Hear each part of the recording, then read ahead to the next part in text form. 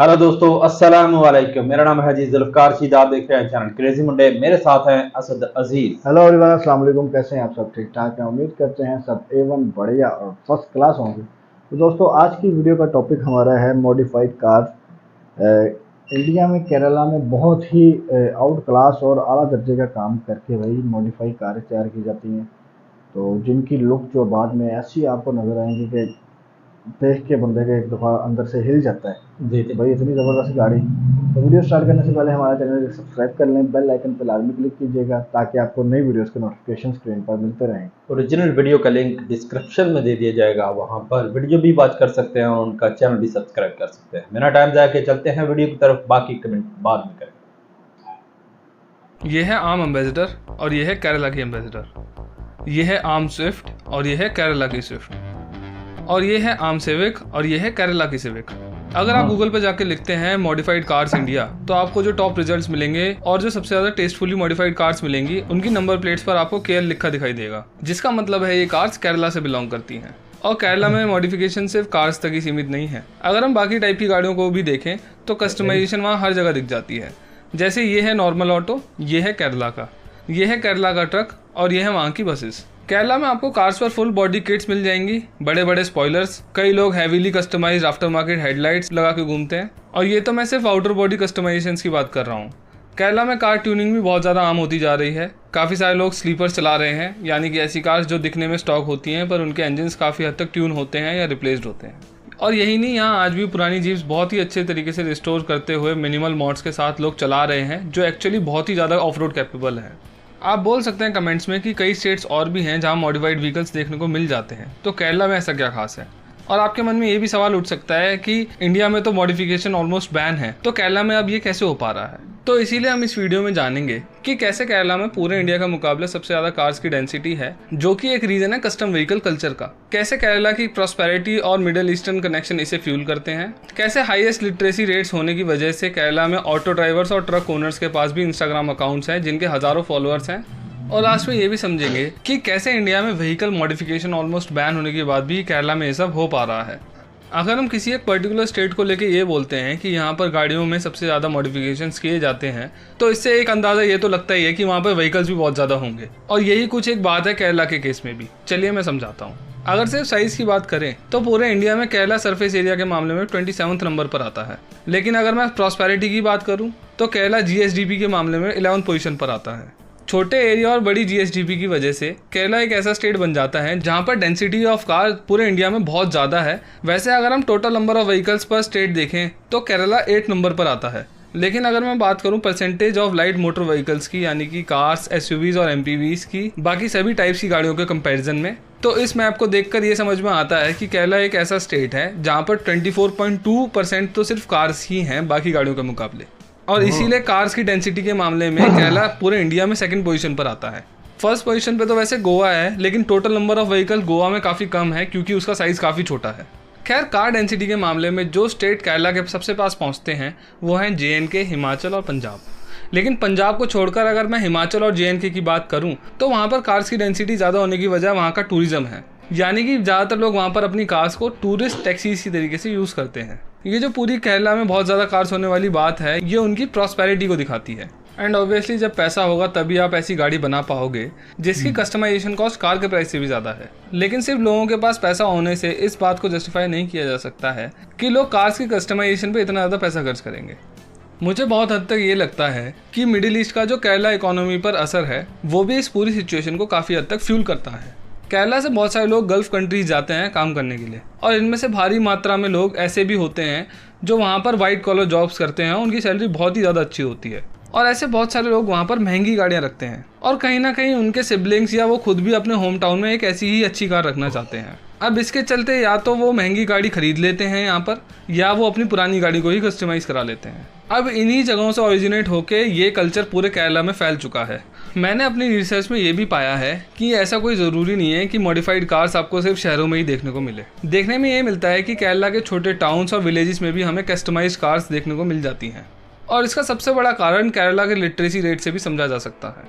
केरला एक ऐसा स्टेट है जहाँ पे 97.4 मेल्स लिटरेट हैं और 95.2 फीमेल्स, जो कि पूरे इंडिया में सबसे ज्यादा है। पर आप बोलोगे कि इसका गाड़ियों के कस्टमाइजेशन से क्या लेना देना। चलो मैं आपको समझाता हूँ। इंडिया में अगर हम मॉडिफाइड कार्स की बात करते हैं तो अक्सर अननेसेसरी बॉडी किट्स वाली या वानाबी कार्स या डीसी द्वारा बर्बाद की गई गाड़ियां ही दिमाग में सबसे पहले आती हैं। लेकिन अगर हम कार सीन के अंदर घुसकर देखें तो वर्ल्ड वाइड अलग अलग कैटेगरीज के कार कल्चर्स फॉलो होते हैं, लेकिन ये कार कल्चर्स किसी दूसरे देश में भी सेम वे में ही फॉलो किए जाते हैं।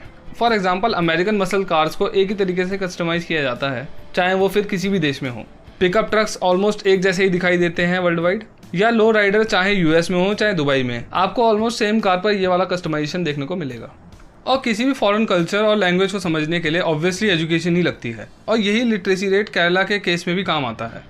केरला की कस्टम जॉब्स में जो मैंने सबसे ज़्यादा ऑब्जर्व किया है वो ये है कि यहाँ पर जेडीएम कल्चर को सबसे ज़्यादा फॉलो किया जाता है। जेडीएम की फुल फॉर्म होती है जापानीज डोमेस्टिक मार्केट, यानी कि ऐसी कार्स जो स्पेसिफिकली जापान के लिए बनाई गई थी। लेकिन वहाँ पर जो लोग अपनी कार से मॉड्स करते हैं वो कल्चर पूरी दुनिया में बहुत ही ज़्यादा तेज़ी से फैल रहा है। इसका एक सबसे बड़ा प्राइम एग्जाम्पल अमेरिका है, लेकिन ये चीज़ इंडिया में भी आई है और केरला में ज़्यादातर कार्स इसी कल्चर को फॉलो करती हुई देखी जा सकती है। हालांकि इंडिया में कभी भी ट्रू जेडीएम जैसे निसान स्काईलाइन, सिल्विया, सुपरा और S2000 जैसी गाड़ियाँ नहीं मिली, पर फिर भी केरला में लोग अपनी सिविक्स में काफ़ी हद तक वैसी ही बॉडी किट्स इंस्टॉल कर रहे हैं जैसी जेडीएम कार्स में देखने को मिलती हैं। लेकिन जो मुझे सबसे अच्छी बात लगी, आज भी हमें केरला के अंदर बहुत सी शुरुआती कार्स टेस्टफुल और सटल मॉड्स के साथ देखने को मिल जाती हैं। फॉर एग्जाम्पल, कुछ लोग अपनी मारुति 800 को ऐसे बना रहे हैं, इनकी मॉडिफाइड वैगनार्स ऐसी दिखाई देती हैं, इनकी सेंट्रोज ऐसी, ओमनी ऐसी, और पुरानी जेन के तो कई सारे रूप दिख जाएंगे आपको। जेडीएम मॉड्स के अलावा आपको यहाँ पर बहुत सारी क्लासिक और रेस्ट्रो मॉड्स कार्स भी देखने को मिल जाएंगी। जैसे हम कई अलग अलग तरीके के एम्बेसडर्स देख सकते हैं, जैसे ये और ये। इसके अलावा केरला में ऑफ रोड व्हीकल्स का कल्चर भी बहुत ज़्यादा प्रेवलेंट है। यहाँ लोग जानते हैं कि कैसे अपनी पुरानी महिंद्रा थार, लेजेंड, पुरानी मेजर और सीजेस के सस्पेंशन को अपग्रेड करना है ताकि उनके सस्पेंशन का ट्रैवल बहुत ज़्यादा बढ़ सके और वो वहाँ ऑर्गेनाइज होने वाले कई ऑफ रोड इवेंट्स में पार्टिसिपेट कर सके। ये ज़्यादा लिटरेसी होने की वजह से फॉरेन ऑटो कल्चर का इन्फ्लुएंस हमें कार्स पर और केरलाइट्स के इंस्टाग्राम हैंडल्स पर तो दिखाई देता ही है, लेकिन ये कार्स तक ही सीमित नहीं है। मैंने ऐसे कई ऑटो रिक्शा, बसेज और ट्रक्स के ओनर्स और ग्रुप्स देखे हैं जिनके हज़ारों फॉलोअर्स हैं। मुझे स्ट्रीट्स का तो नहीं पता, लेकिन इंस्टाग्राम पर आपको ऐसे दुनिया भर के ऑटो रिक्शा दिख जाएंगे जो हैवीली मॉडिफाइड हैं और जिनको बहुत ही सही लुक दिया गया है। हाँ, बहुत सारी चीज़ें अननेसेसरी भी देखने को मिल जाती हैं, जैसे ये बड़े बड़े हॉर्न और ये शेल्बी कोबरा जैसे साइड पाइप जिनका कोई यूज़ भी नहीं होता है। ट्रक्स के मामले में मैंने ये पाया है कि जिनके इंस्टाग्राम पेजेस हैं वो ज़्यादातर कंपनीज के नए मॉडल्स के ट्रक्स यूज़ कर रहे हैं, जैसे टाटा प्राइमा वगैरह, और वो अपने ट्रक्स को ज़्यादातर स्टॉक ही रखते हैं। पर अगर वो कोई मॉडिफिकेशन करते भी हैं तो वो ज़्यादातर लाइट्स होती हैं या वो स्टिकर्स लगा लेते हैं। हाँ, लेकिन केरला में पर्टिकुलरली भारत बेंज के ट्रक्स काफ़ी ज़्यादा पॉपुलर हैं और ये ट्रक्स अक्सर मर्सिडीज़ के लोगों के साथ देखे जा सकते हैं। अब ऐसा भी नहीं है कि सारी मॉडिफिकेशंस अच्छी ही हैं वहाँ पर। केरला में भी वानाबी कार्स दिख जाती हैं और ओवरडन गाड़ियाँ भी देखने को मिल जाती हैं। वैसे मॉडिफिकेशंस को साइड में रख दें तो कार्स के अंदर केरला की पुलिस का भी टेस्ट काफ़ी अच्छा दिखाई देता है और शायद इसीलिए उन्होंने रिसेंटली 49 गुरखास अपनी फ्लीट में ऐड करी हैं। अब हम केरला के इस पूरे ऑटो कल्चर को तो समझ ही गए हैं, लेकिन अब हम इस बारे में बात करते हैं कि आखिर वो ऐसा करने में कामयाब हो कैसे पा रहे हैं, क्योंकि हम ये जानते हैं कि इंडिया में मॉडिफिकेशंस ऑलमोस्ट बैन है। मॉडिफिकेशंस को लेके पैन इंडिया सेम ही कानून है और इन बातों के अलावा आप लीगली अपनी गाड़ी के अंदर कुछ भी चेंज नहीं कर सकते हैं। केरला में भी मॉडिफिकेशन को लेकर लॉ इम्प्लीकेशन काफ़ी सख्त है। केरला एमवीडी यानी मोटर व्हीकल डिपार्टमेंट मॉडिफाइड गाड़ियों पर बहुत ही तगड़े फाइन लगा रहे हैं और उसका एग्जांपल हम इस आर्टिकल में भी देख सकते हैं। इस रीजन के ट्रांसपोर्ट ऑफिस ने एक गाड़ी पर 50,000 रुपये तक के फाइन लगा दिए, क्योंकि बड़े टायर्स के अलावा बाकी चेंजेस को मिला के इस कार के ओनर ने 9 मॉडिफिकेशंस करा रखे थे। केरला के त्रिपुनिथुरा रीजनल ट्रांसपोर्ट ऑफिस ने अकेले एक हफ्ते में 100 मॉडिफाइड गाड़ियों को चालान कर दिया और इंटरनेट पर ऐसे आर्टिकल्स की भरमार है। इसके अलावा एक बड़ा ही इन्फेमस केस भी है जहाँ पर एक लिफ्टेड D-Max V-Cross की रैकी करके केरला एमवीडी ने ढूंढा और उस पर बहुत ही तगड़ा फाइन लगा दिया और ट्रक को फिर से स्टॉक कंडीशन में लाने के लिए बोला गया। इस पर ट्रक ओनर ने इस फाइन को कोर्ट में चैलेंज कर दिया। अब वो बातें सुनने के बाद ये तो पक्का है कि केरला में कार्रवाई होती है, पर फिर सवाल उठता है कि अभी भी लोग ऐसी गाड़ियाँ कैसे चला पा रहे हैं। इसका जवाब मैंने केरला के व्यूअर से ही मांगा अपनी YouTube कम्युनिटी पोस्ट के अंदर, और मैंने कुछ आर्टिकल्स भी पढ़े और मुझे वहाँ से ये पता लगा कि केरला में ऐसी मॉडिफाइड कार्स की संख्या रूरल एरिया में ज़्यादा है बजाय शहरों के, क्योंकि शहरों में ऐसी गाड़ियों के बहुत जल्दी चालान कट सकते हैं, पुलिस भी ज़्यादा सख्ती दिखाती है वहाँ पर। आप लोगों ने ये भी बताया कि मॉडिफाइड कार ओनर्स को ये पता होता है कि उनकी गाड़ी को कहाँ तक लेके जाना है उन्हें और कहाँ पर उनको पुलिस मिल सकती है। इसके अलावा कई बहुत ही ज़्यादा फेमस कार्स सिर्फ ऑटो शो में ही देखने को मिलेंगी आपको। जैसे ये केरला के एक बहुत ही पॉपुलर इन्फ्लुएंसर हैं ये अपनी पूरी तरीके से ट्रांसफॉर्म डी मैक्स को रोड पर चलाते ही नहीं हैं। इन्होंने इस काम के लिए एक एक्स मिलिट्री स्टैलियन ले रखा है जो ऑब्वियसली रोड लीगल है, और वो इसी पर इस गाड़ी को रख कर अलग अलग जगहों पर लेकर जाते हैं। इन सभी बातों के अलावा एक्चुअली जो लोग अपनी गाड़ियों को मॉडिफाई करवाते हैं उनको ये पता होता है कि उनका चालान कटेगा, और वो हमेशा इस पेनल्टी को झेलने के लिए तैयार रहते हैं। आई होप आपको ये वीडियो पसंद आई होगी। आई हो तो please consider subscribing this channel, क्योंकि बहुत ज़्यादा मेहनत जाती है ऐसी वीडियोस बनाने में। शेयर करें, लाइक करें, और कमेंट में उस व्हीकल का टाइम स्टैम्प डालें जो आपको सबसे ज़्यादा पसंद आया हो। Thank you.